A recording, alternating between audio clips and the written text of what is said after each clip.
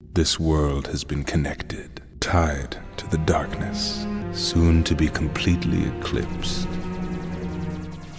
Hello there, Seraphim17 once again, and as you can tell by this catchy tune, we're once again playing Kingdom Hearts Final Mix on Proud difficulty.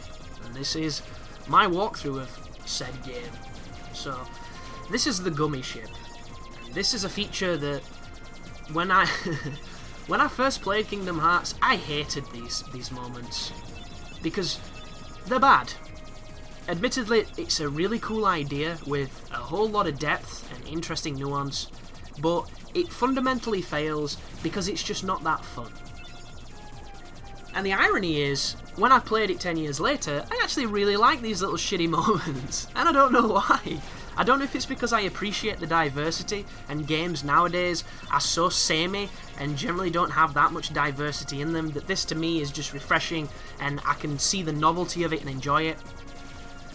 And at the same time, I do have the perspective of this was bad in Kingdom Hearts 1, and in Kingdom Hearts 2, it was just as fun as the game. Like, the Gummy ship in Kingdom Hearts 2 is so good. It is literally better than most phone games. It's better than most DS games. It's so much better. And I hope you play this, and I hope you hate it. I hope you hate it with every fibre of your being, just so that when you play Kingdom Hearts, 2.5 HD remix, the Gummy ship then blows you away, because it's so much better.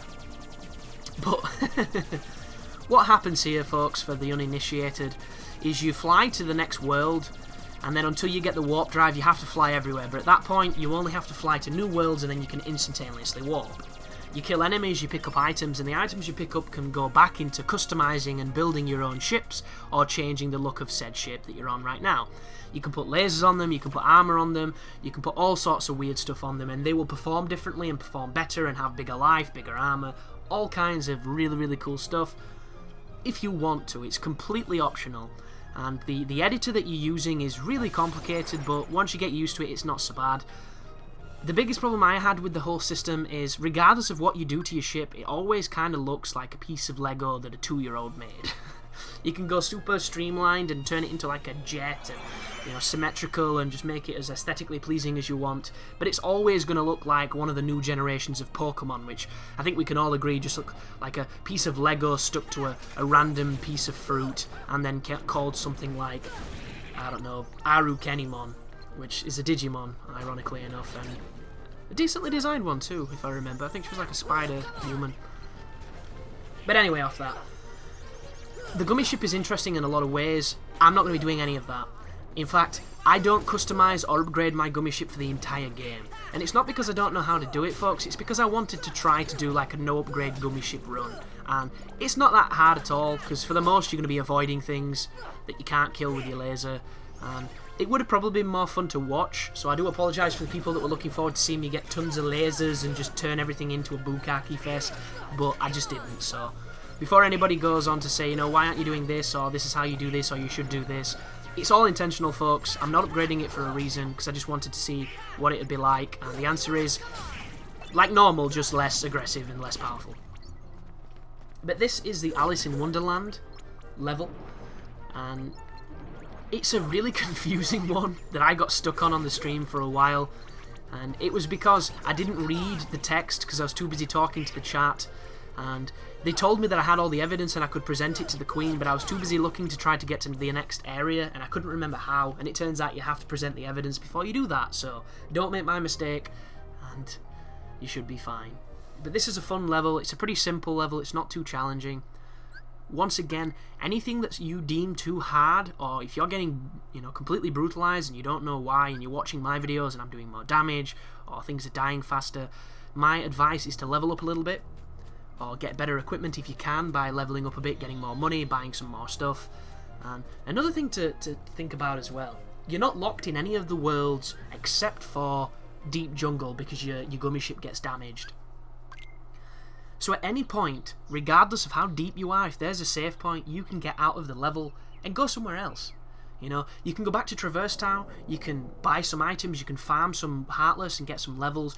You can get a lot of potions if you don't have any potions and your team keep dying and you want them to keep healing you or healing themselves.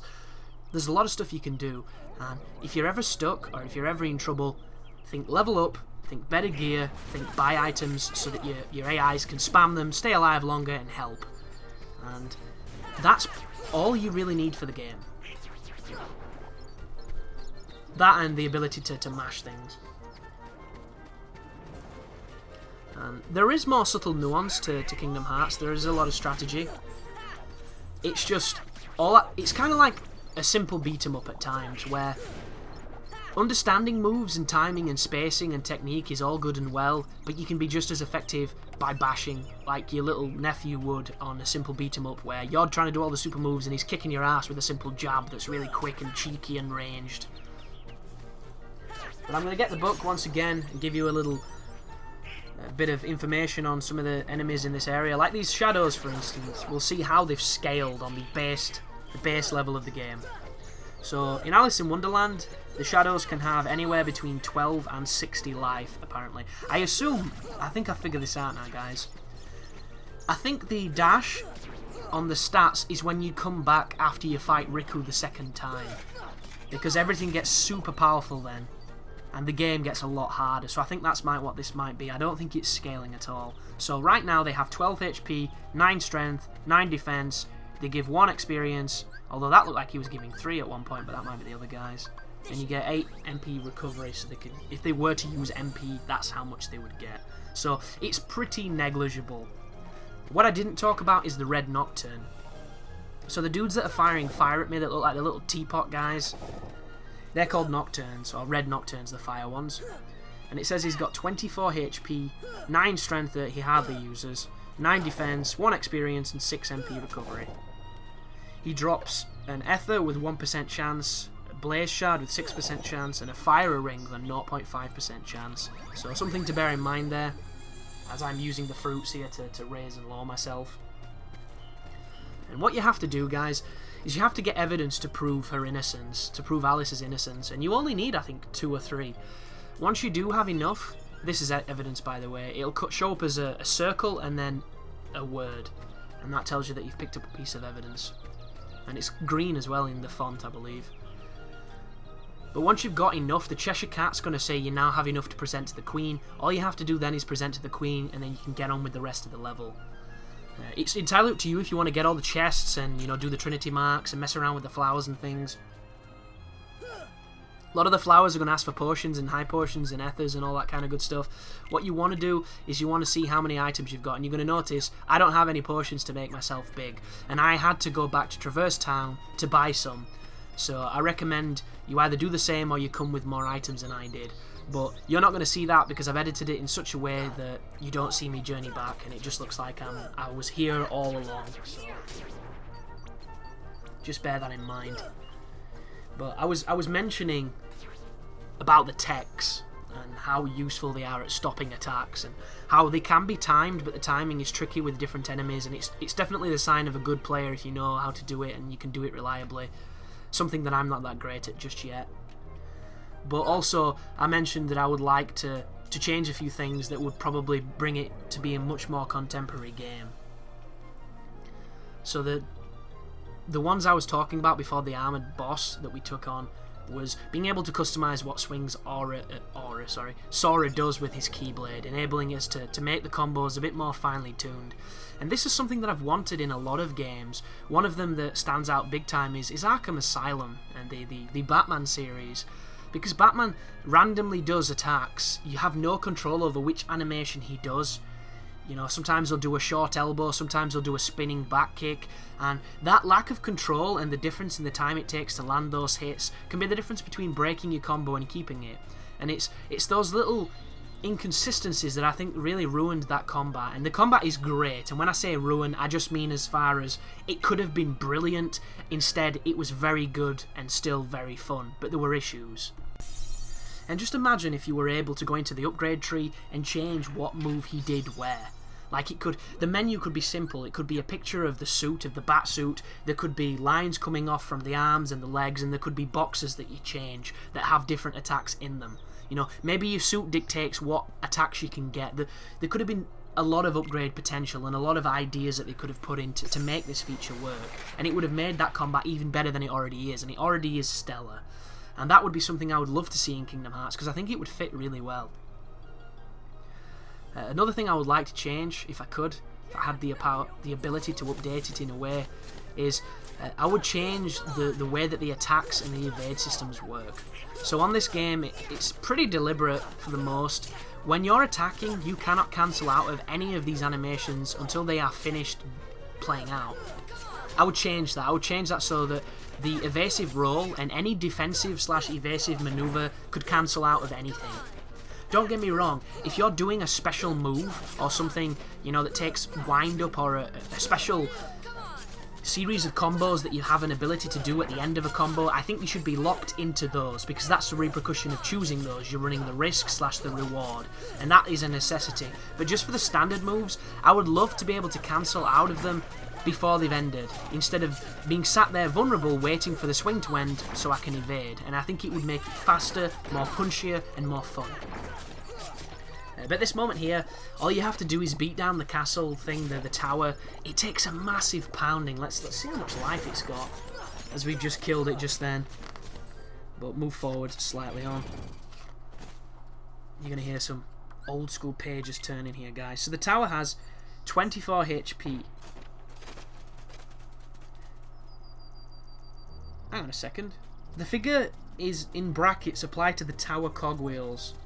Okay, so the cogwheels have 9 HP each. 9 HP! That has to be tripled on this difficulty, because that did not look like 9 HP.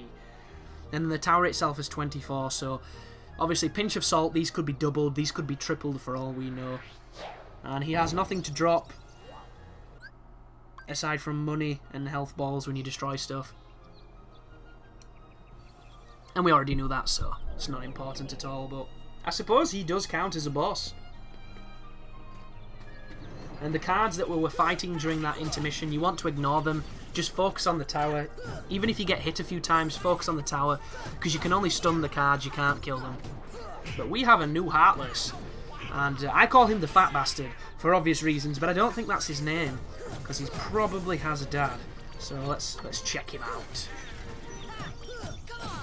And this guy's going to be all over the place. He's everywhere. He's a very popular guy. He's called the Large Body, so that was kind of close. He has 160 HP, 11 strength, 10 defense, 7 experience, and he recovers MP quite well. So he drops high potions at 4%, spirit shards at 12%, and Protera chains at 1%, which is an upgraded protect chain, which is really good actually. So if you were to farm early on, definitely try and farm the large bodies, because not only do they give you good experience, but you can get a piece of equipment that I think I was wearing near the end of the game. So very, very good piece of equipment that.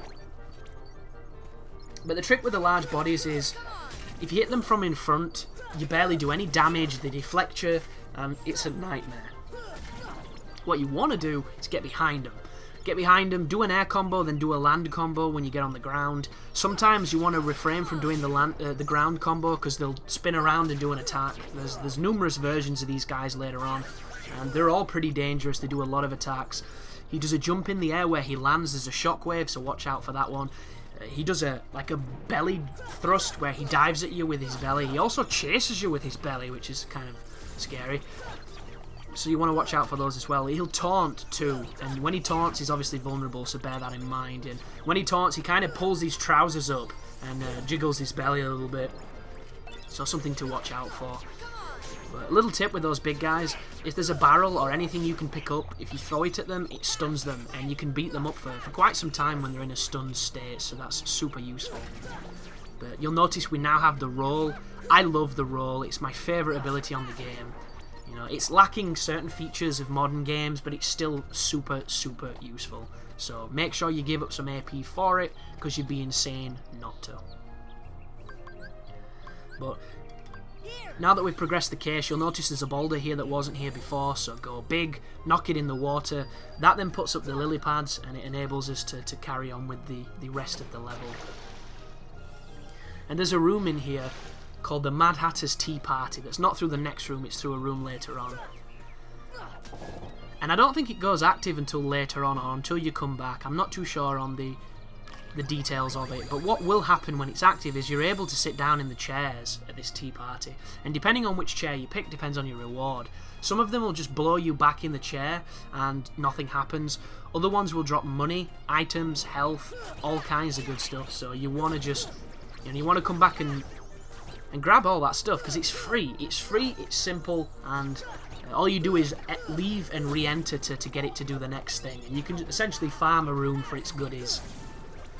And it's one of the things I really like about this game. There's a lot of really subtle bits of level design that enable you to get items and do little quests and tricks, and it's fascinating that there's so much detail and so many interesting choices, and they're not all good, guys. Some of them are terrible, but there's a lot of creativity in those failures as well, and you've got to appreciate a game that at least tries. And that was one of my biggest, advocates for Killer is Dead. I had a lot of problems with that game, but I still had a lot of fun with it, and it tried to do some stuff. Some of it was insane and stupid, but it tried.